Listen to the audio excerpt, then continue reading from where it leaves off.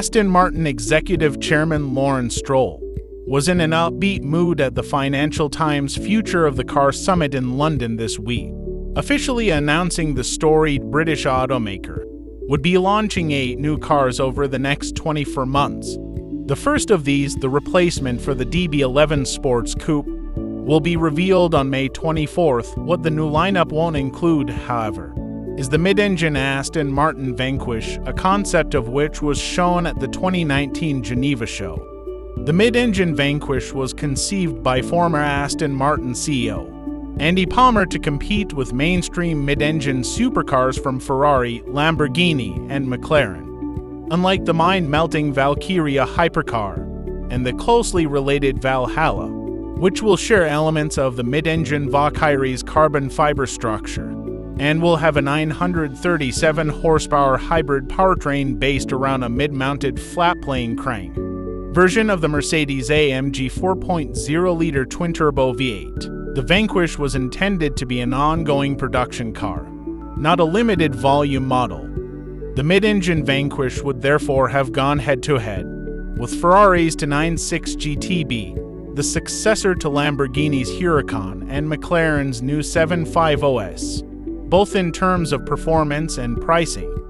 The Geneva concept, codenamed MRB003, suggested the car would have had a unique bonded aluminum chassis and a hybrid powertrain, built around an all-new 3.0-liter twin-turbo V6 design in-house at Aston Martin. Vanquish looked good on paper, but in the aftermath of the disastrous 2018 IPO that left Aston Martin heavily indebted, after major stockholders sold a chunk of their shares, and its stock price in freefall, much of it was vaporware.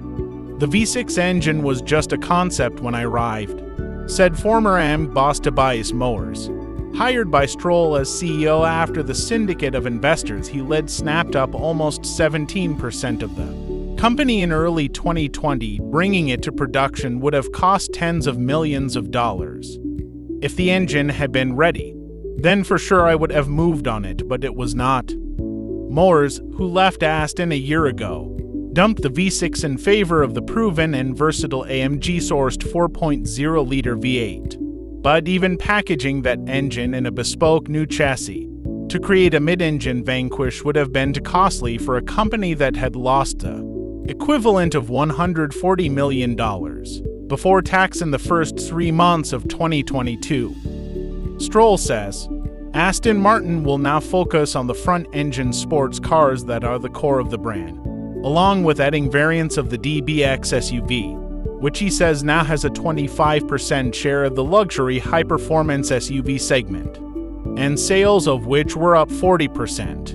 In the first quarter of this year, the performance and handling of the front-engine cars will be dramatically increased. We've created a new sector, something more superior to a GT, says Stroll. And the human-machine interface infotainment of all the new Astons will be vastly improved both in terms of appearance and functionality.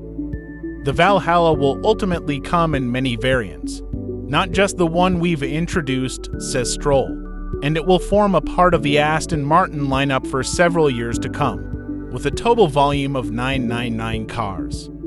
And Aston will each year build 1 or 2 special cars, in strictly limited volumes of 100 to 300 cars each, and each with a very high price tag. Stroll claims Aston had nearly 900 orders, which is 3 times the planned production for the $3 million Valkyria. That goes to show the future of what you could do with this incredible brand, he says. And the Vanquish nameplate, it's not going away. Insist Aston sources. Don't be surprised if it appears on the biggest, fastest and most powerful of new front-engine Astons, the successor to the DBS.